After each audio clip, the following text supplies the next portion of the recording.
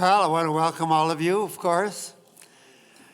And we are today going to talk about a very sad but significant feature in the Bible, in biblical history.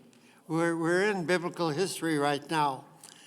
As a matter of fact, we're not going to be in biblical history for much longer, but we still are. Last week, we talked about the reign of King Solomon. It was almost like the legendary reign of King Arthur. Golden age, great prosperity, peace, no wars with anyone, the building of a magnificent temple, which means the establishment of the Jewish faith, and at least for them, was unparalleled, an unparalleled time in their history, which would actually never come again in the fullness of its glory.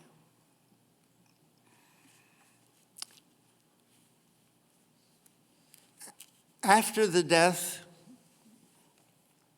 of King Solomon,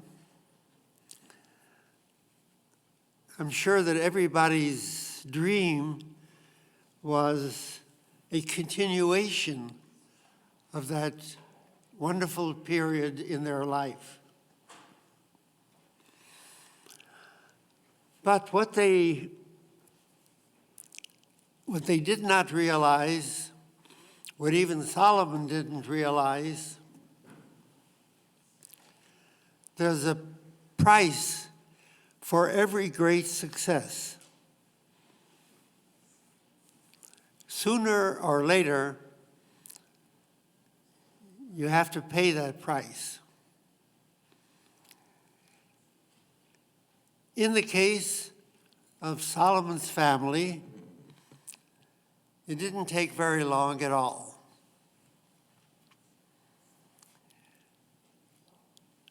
Solomon had a son. His name was Rehoboam, who inherited this great kingdom. With the kingdom came the problems.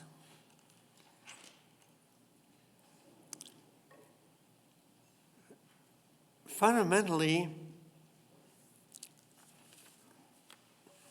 it's a problem the kind of problem that we are struggling with today in this country.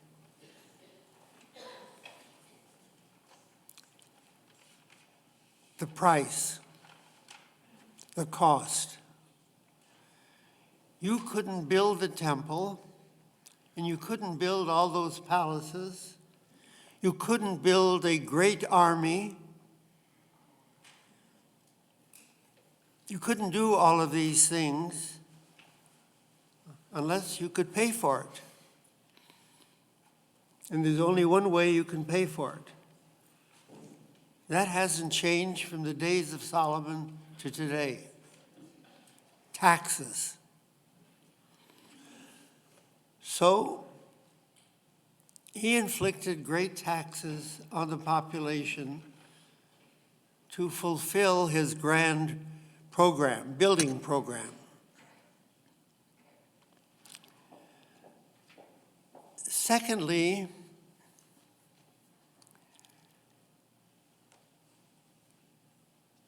the country needed a great deal of healing. It was terribly split.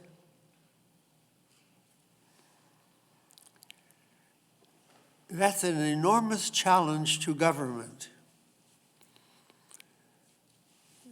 there's hardly a question in my mind that the greatest challenge to our government today is to heal the great split that exists in our country. We are really divided about half and half. And the feelings of bitterness between the two halves are growing more and more bitter.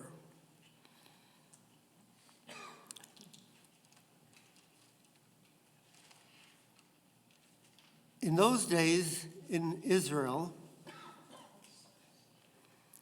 there was a great split between the north and the south. We hear those words and we think about our own civil war with a different twist. The south was the tribe of Judah primarily, and Benjamin.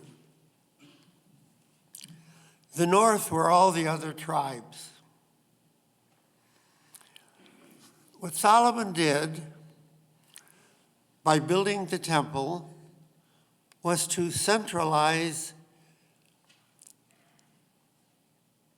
the Jewish faith in Jerusalem. In the minds of many Jews, even today, we associate the word Jerusalem with Israel. Jerusalem was the capital of Israel.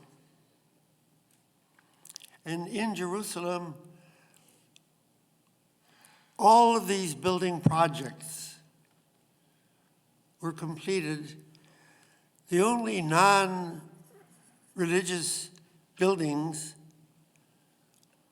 were in the north, places like Hatzor and Megiddo. But that was done for the protection from the north. Remember, I pointed out that all the invasions into Israel would come from the north, from the Fertile Crescent, or from Egypt.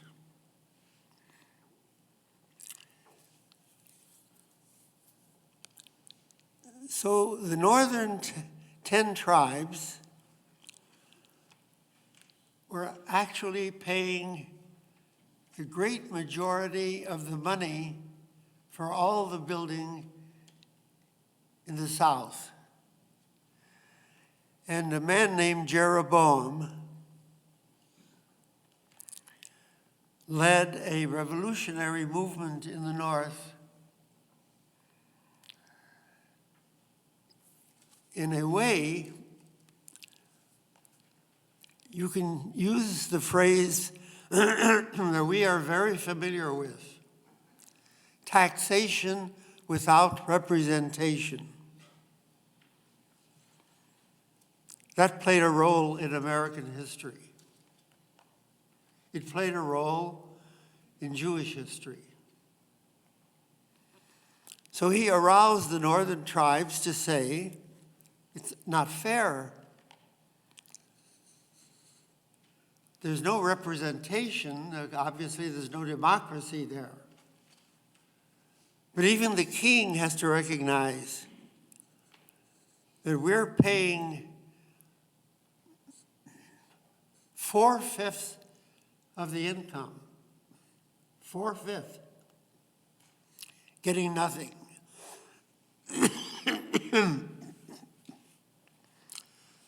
So there was a lot of unrest that Rehoboam was facing.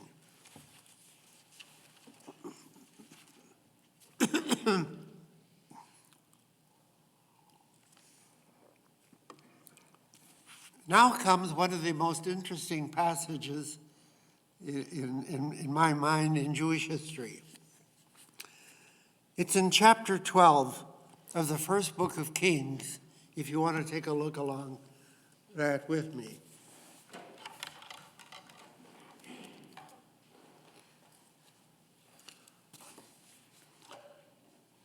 Rehoboam went to Shechem. Now, where is Shechem? North or south?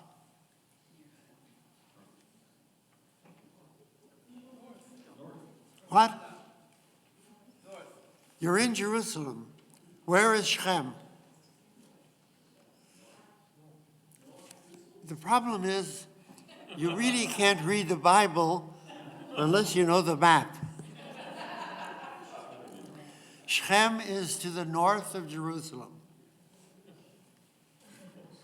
called Nablus today. So Rehoboam went to Shechem, for all Israel had come to Shechem to make him king. When Jeroboam, son of Nebat, heard this while he was still in Egypt, where he had fled from before King Solomon, and Jeroboam had settled in Egypt, for the people sent for him and summoned him, Jeroboam came along with all the congregation of Israel, and they spoke to Rehoboam, saying, this gives you a little background.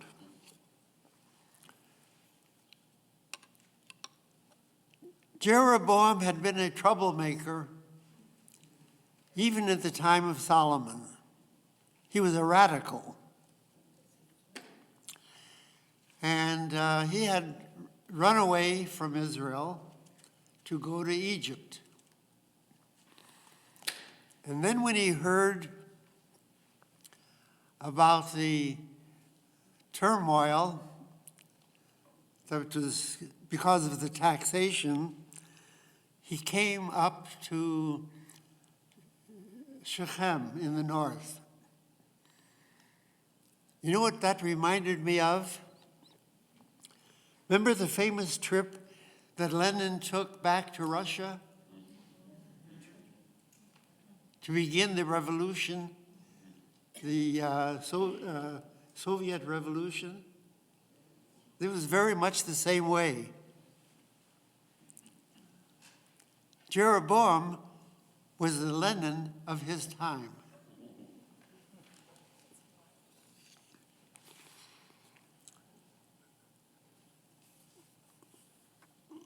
And here's what they said to Rehoboam. Your father made our yoke of taxation difficult. Now you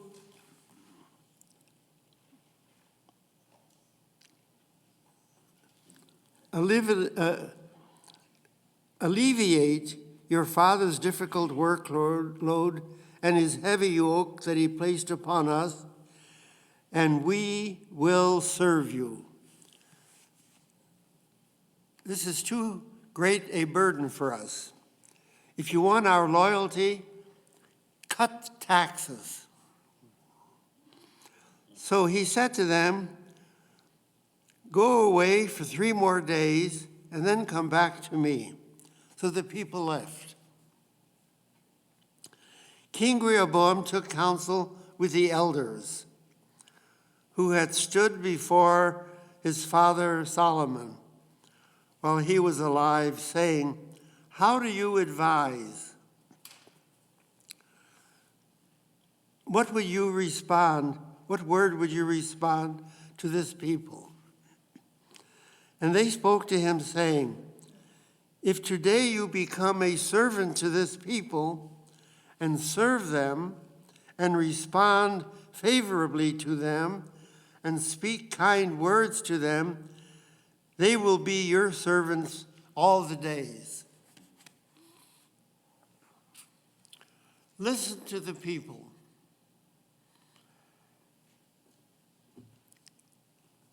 Is the king or the president a servant of the people or a master of the people? In the final analysis, even you, King Rehoboam, are a servant of the people. If you're a servant of the people, listen to them. Be kinder. Do things for them that they need.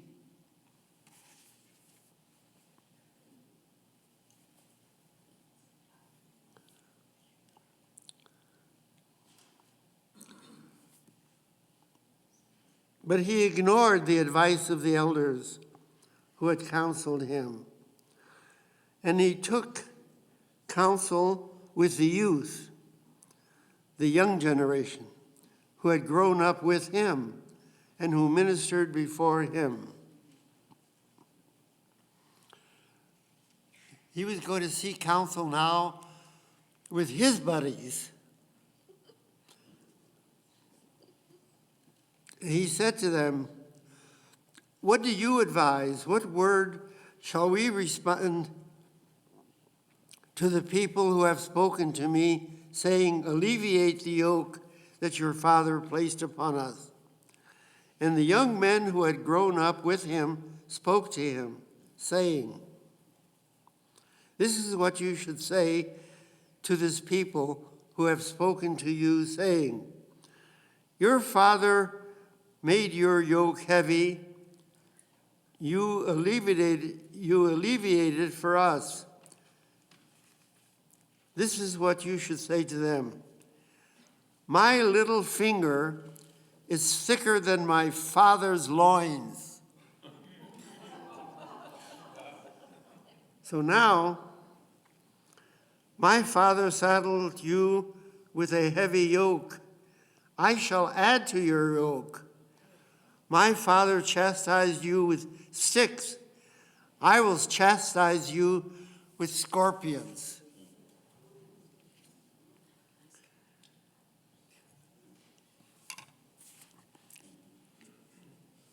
Can you just hear that being said today?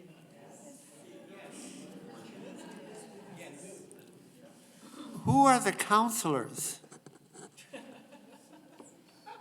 And from what point of view do they advise? So that's what Rehoboam did. And as a result, Jeroboam immediately aroused a revolution, and now there became two kingdoms instead of one. The northern kingdom of Israel, southern kingdom of Judah.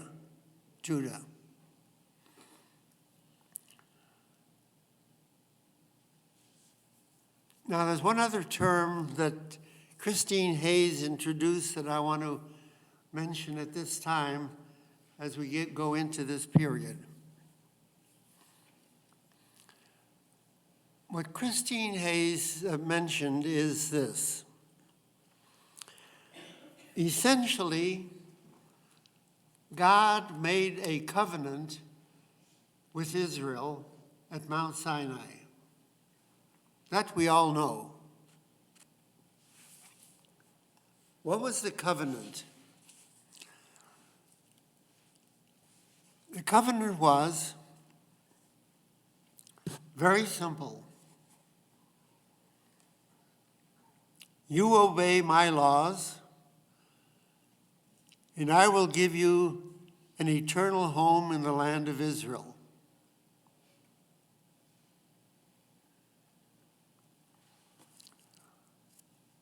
The covenant was really between God and the people of Israel, and not between God and Moses. That's why all of Israel had to be at Sinai. And they all said, Na'aseh v'nishma. We will do and we will hear. They committed themselves to the covenant even before they knew what it was. That's faith.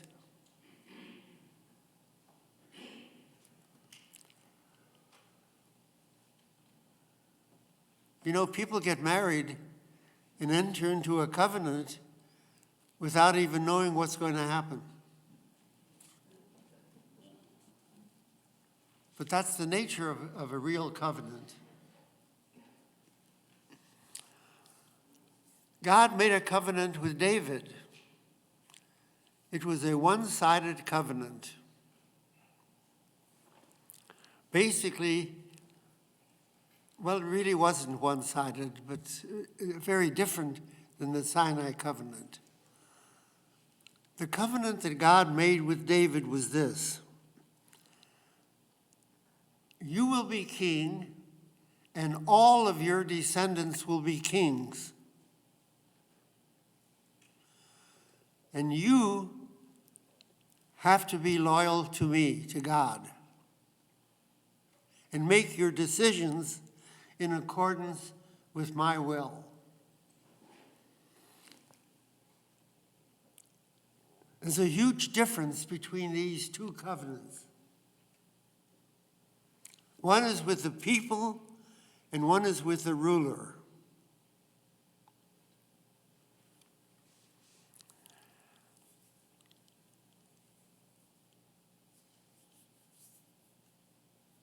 As time went on, and we're jumping ahead,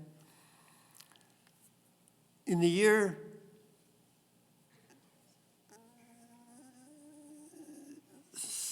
622, I think, is that the year? No, 722 rather. 722, Israel fell to the Assyrians. All of the northern tribes, the 10 northern tribes, were exiled, and they became what came to be known the lost 10 tribes.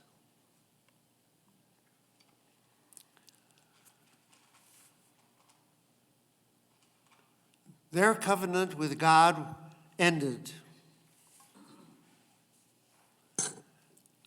They had failed to fulfill their side of the covenant, and they lost their land and their identity.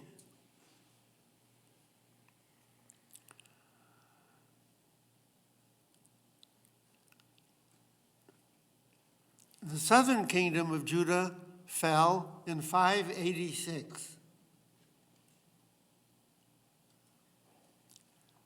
to the Babylonians. That was the end of the Davidic dynasty, because they had failed their side of the bargain, of the covenant.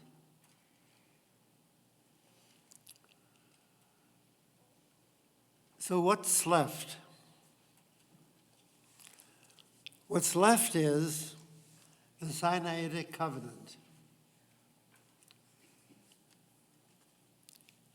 which means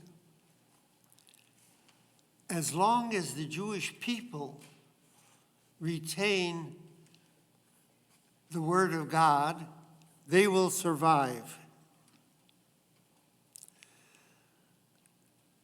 The Davidic covenant had ended, but the Sinaitic covenant remained, and the Jewish people have survived incredibly for all of this time,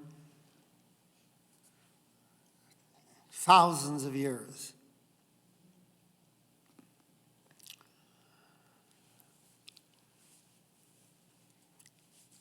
But one thing that I want to point out,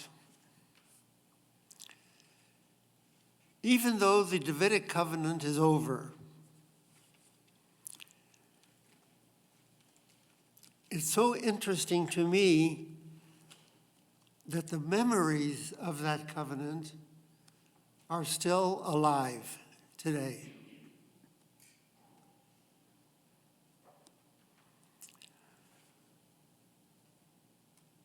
One way in which I pointed out that they're still alive is that when Israel elected its first prime minister, David Ben-Gurion, what they sang was David Melech Israel. David is still king of Israel.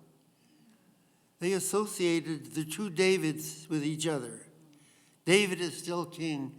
In other words, the Davidic covenant has been renewed. But there's something even more significant.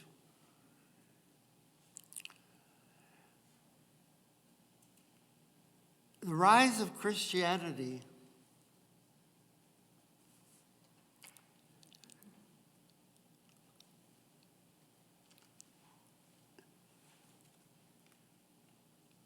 was associated with the assumption that Jesus was descended from David, that Jesus would become the new King of the Jews. That was the revolt that eventually led to the crucifixion, the killing of Jesus by the Romans, because it aroused feelings among the Israelites living there of having a new king, which would mean revolution against the Romans. You see how the memories of David extended all the way down to the emergence of Christianity and to the emergence of the state of Israel. That's how powerful the Davidic covenant was.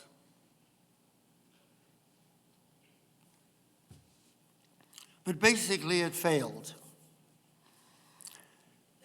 There's a list here in the book of all the kings of Israel. Let's see, where's that list?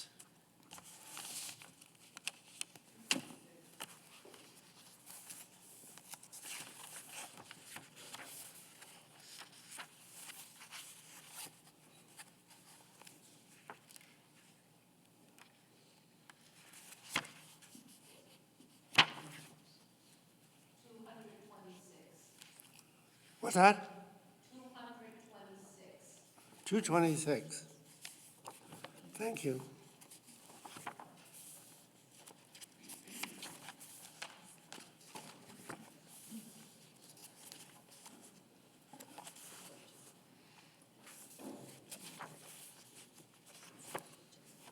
Oh yes, here it is. So you see on the left side the kings of Israel, and on the right side, the kings of Judah. First of all, a lot more kings in Israel, because instead of one dynasty, there are 7 different dynasties.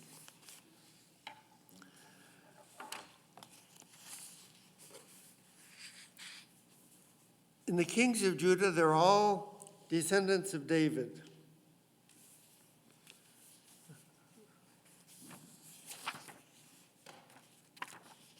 I don't know why. She should have added one more. Hezekiah, who was the last king of Judah. I don't know why she didn't add that. That's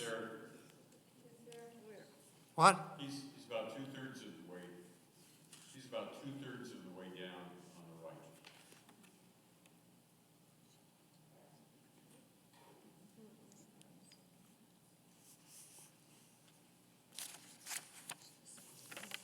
I don't see him there. Zedekiah?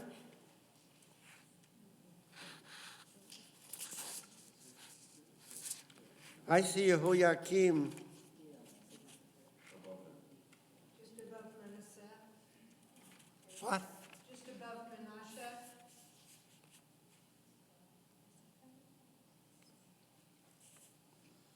No, that's Hezekiah. I'm not talking about Hezekiah. This is Zedekiah. Zedekiah was the last king. But anyway, It's not a problem, but I just wonder why she didn't add it at least. He was the last king. Okay, so both in the north and the south, there were long lists of kings. I'm just going to mention a couple of things about some of them. And by the way, during this period, sometimes we actually had civil war. In other words, we actually had wars between Israel and Judea, and sometimes they were allies. It depends. If they were invaded by some outside government or army, they would unite to defend themselves.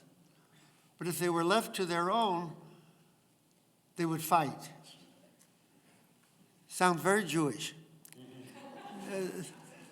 But that's what happened.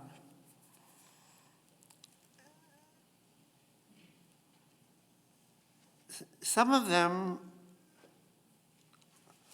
were distinguished in the Bible as being good kings, others as bad kings. However, among the kings of Israel, there isn't a single good king. Why not?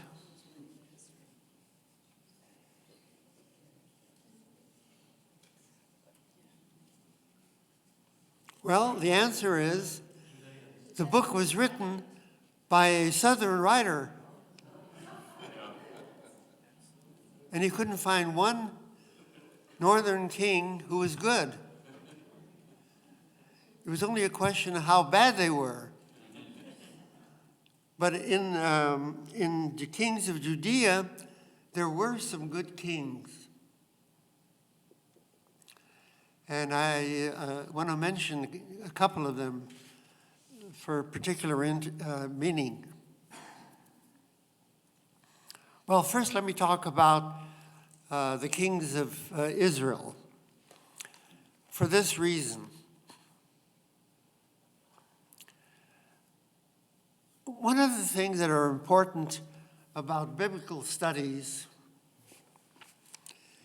is verification.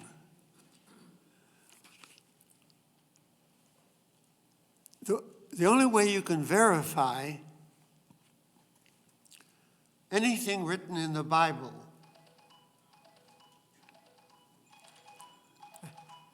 as being true is if you can find a comparable reference in non-Jewish writings of the time. In other words, there were two great civilizations of that time. One was in the Babylonian region, and the other was in Egypt. Both Egypt and Babylonia had extensive historic writings about their kings and their activities of their country. There are whole departments in universities all over the world in studies in Egyptology and Assyriology, where we read accounts on written accounts, either in papyrus, hieroglyphics, or cuneiform writings. But we have an enormous amount of literature. Now, if any of that literature even mentions anything in the Bible, that's one form of verification. In other words, it couldn't have been something made up by the writer of the Bible because they're talking about it. In the Kings, there are only two kings that are specifically mentioned. one in the Assyrian writings and one in the Mesha stone. There's a picture of the Mesha stone also in our text. Those kings were Omri and Ahab. Now, why would they be mentioned and none of the other kings? Simple. They were kings that were active in international warfare to the extent that their enemies actually mentions fighting against them. Omri and Ahab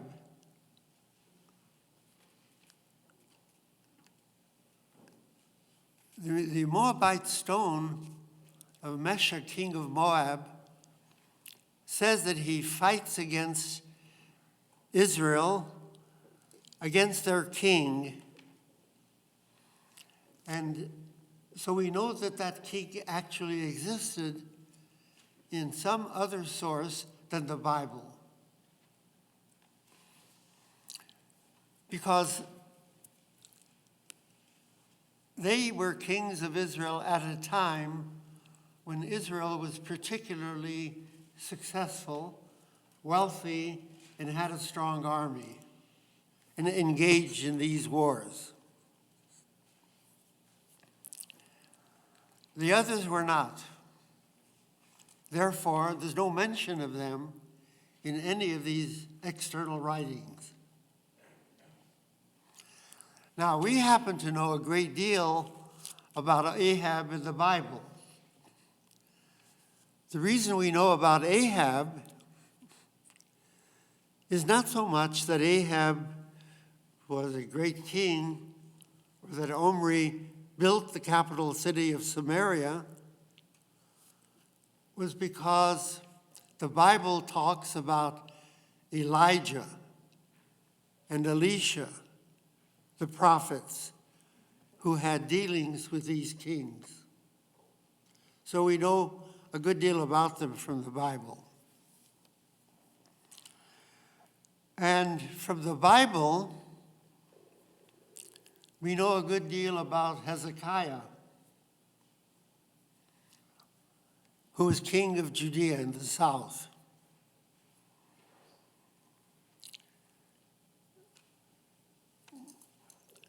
Now, Omri and Ahab, as I said, are known to us through the Bible, the stories of Elijah, primarily for one reason.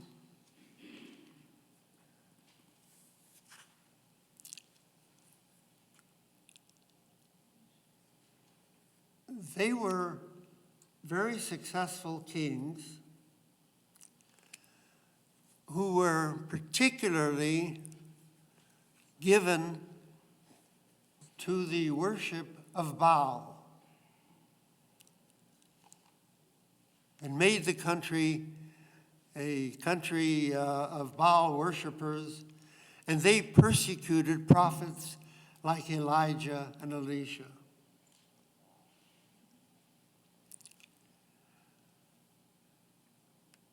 Now, the wife of Ahab is known to us through the Bible and has become famous throughout history. There's even a movie made about her, Jezebel. Now, when I say the name Jezebel, what feelings does that arouse in your mind?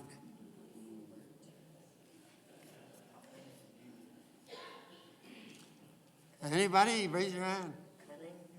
What? Treacherous, nasty, abominable, Licentious. not the kind of girl you'd like to have living next door, a Jezebel. The only way we know about Jezebel is in the Bible in connection with Elijah. She was out to wipe out the worship of Yahweh, of God. So again, remember, this is all written by a southern writer, a Judean writer. And the stain of Ahab and Jezebel is really extended to all the northern kings, especially the first northern king, Jeroboam, who revolted against Rehoboam, wanted to make sure that people in the north stopped going to the temple in Jerusalem. Now remember, in the time of Solomon, who built the temple, it became implicit that all Jews anywhere would worship in Jerusalem at the temple. No other place was appropriate for worshiping God except Jerusalem. We have the same feeling in our times about people who go to Israel. What would be the point of making a trip to Israel and not going to the wall? That's where the temple was. So here he has this revolution of the northern tribes against the kingdom. But if they start going to Jerusalem, the revolution will never succeed. So what did he do? He promised, and he fulfilled his promise. He gave the Jews a twofer. 2 temples. Again, if you look at a map of Israel, which we have also in her book. Let me see if I can. 199. What? 199. 199. Thank you so much.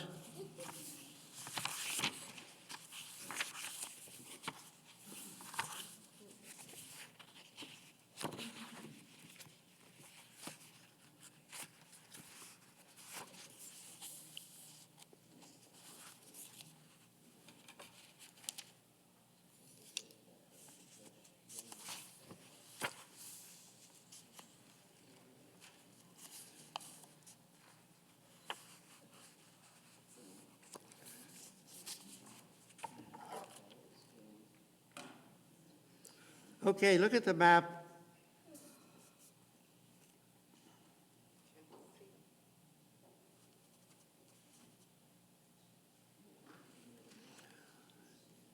Here you can find Dan. You see the very furthest north line on the map, the northernmost line, you'll see Dan. You see it right there? And Bethel is right above, just almost adjacent.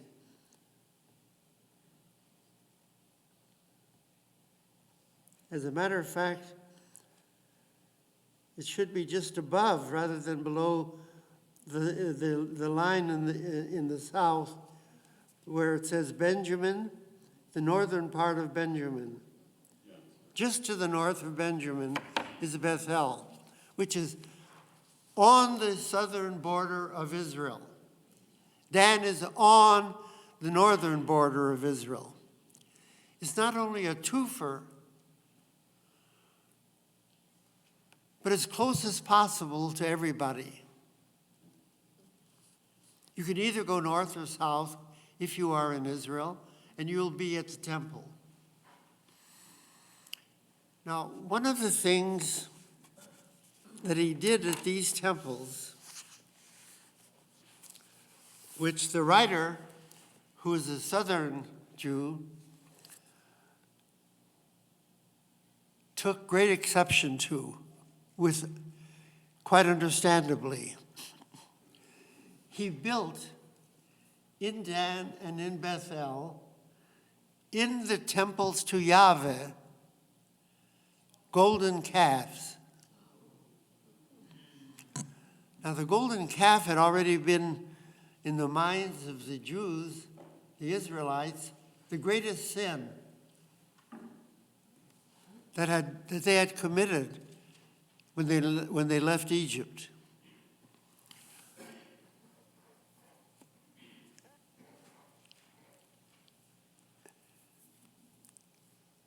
Generally, it's thought that Jeroboam, remembering that event of the golden calf, remember the fact who built the golden calf? It was Aaron. Aaron built it. And all the Jewish people worshiped it. So maybe in retrospect, he was right rather than Moses. In other words, the temple in Jerusalem is the temple of Yahweh, of Moses. I'm building 2 temples to Yahweh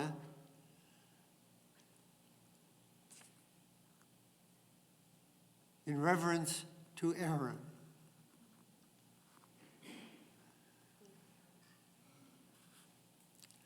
In other words, it's just as Jewish to worship at Moses' temple as it is to worship at Aaron's temple. They're brothers. Both spoke to God. He wanted to reinforce the rightness of the decision he made to rebel and to form a separate kingdom. Now, let's take one look at Hezekiah in what I think was one of the most crucial moments in biblical history.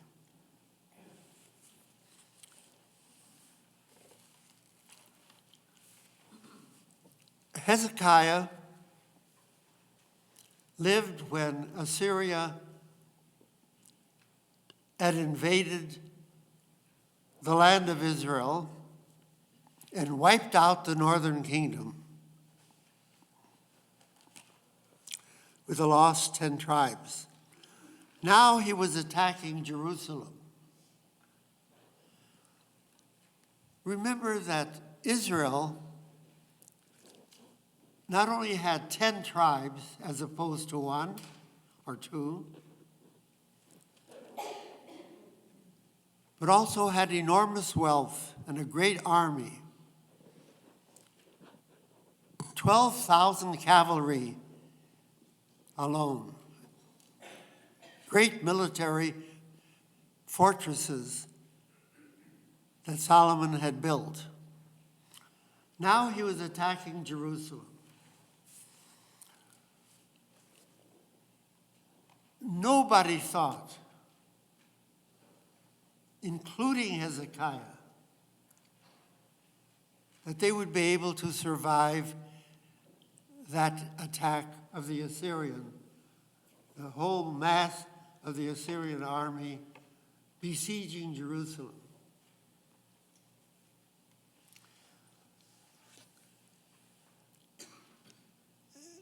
Hezekiah was desperate. the king of Judea.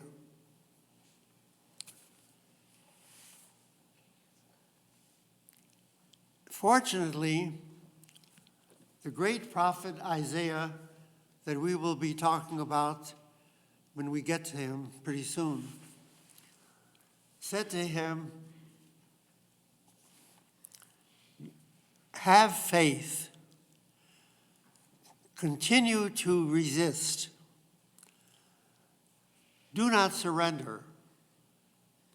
And then the Bible records that something happened, and even the Bible is very blurry about what exactly happened. The Bible suggests two possibilities.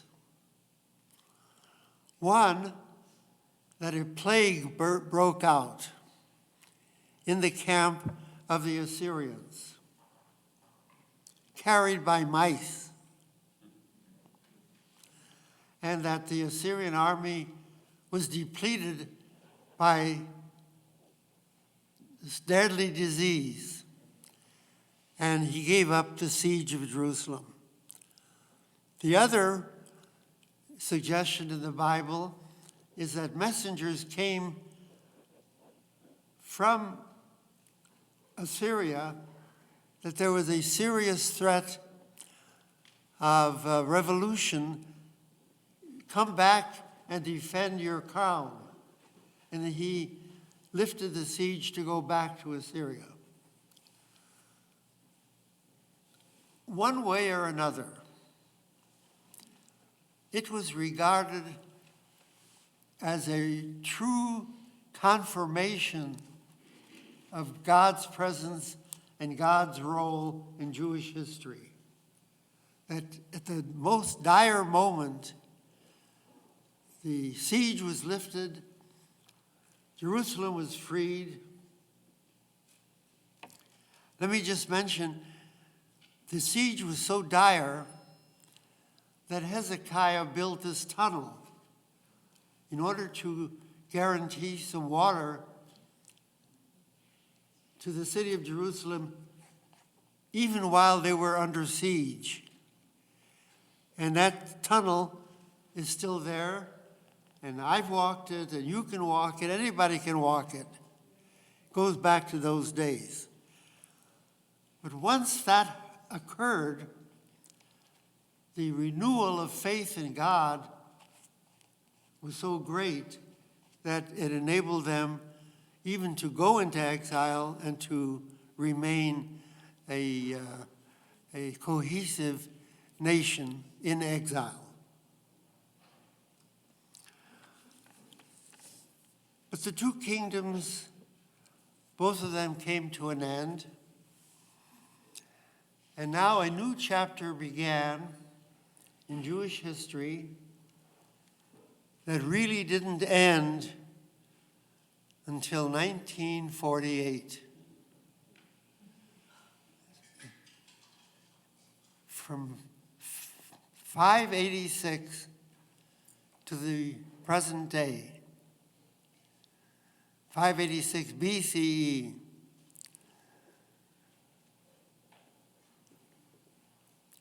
And that was the chapter of Jewish life in exile.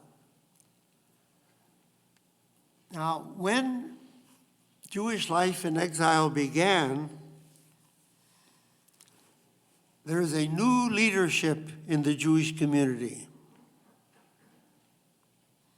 There are no longer kings.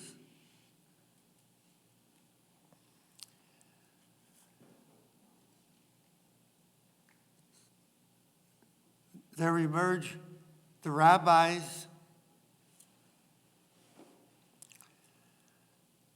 and the group of people that were the bridge, a very significant bridge between the pre-exilic period and the post-exilic period. Let me ask you to guess, or to venture, who were the leaders of that bridge?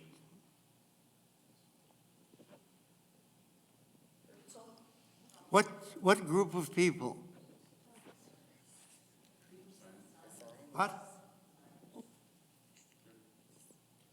Zionists, they're saying? Say it, it's one word. Zionists? What? Zionists? Oh, no. Zionists won't come for thousands of years. Rabbis. Who were the bridge? Not the rabbis. They weren't here yet either. Exactly. There you are. The prophets who emerged during the time pre-exilic, like Isaiah, that we're going to be talking about, and others, and post-exilic, prophets like Ezekiel, the second Isaiah. They formed this enormously important bridge. And we're going to start talking about the prophets next week. So come. Okay. Any questions, comments? Oh, back here, hold on. I have a question. Okay. Did God realize how difficult the process of survival of the Jews is going to be? Okay, can you tell me the questions? Okay. Steve? Okay. Did God realize how difficult the survival of the Jews is going to be? Are you asking what role the prophets played in No, the no, survival no. of the Did Jews? God, in his covenant, realize how difficult the survival of the Jews is going to be and what struggle our survival has been? That's absolutely true. That's absolutely true. Until now, the survival of the Jews, while it went through very difficult times, still had an enormously important base. They were still at home in the land of Israel. The great miracle and difficulty is to maintain their identity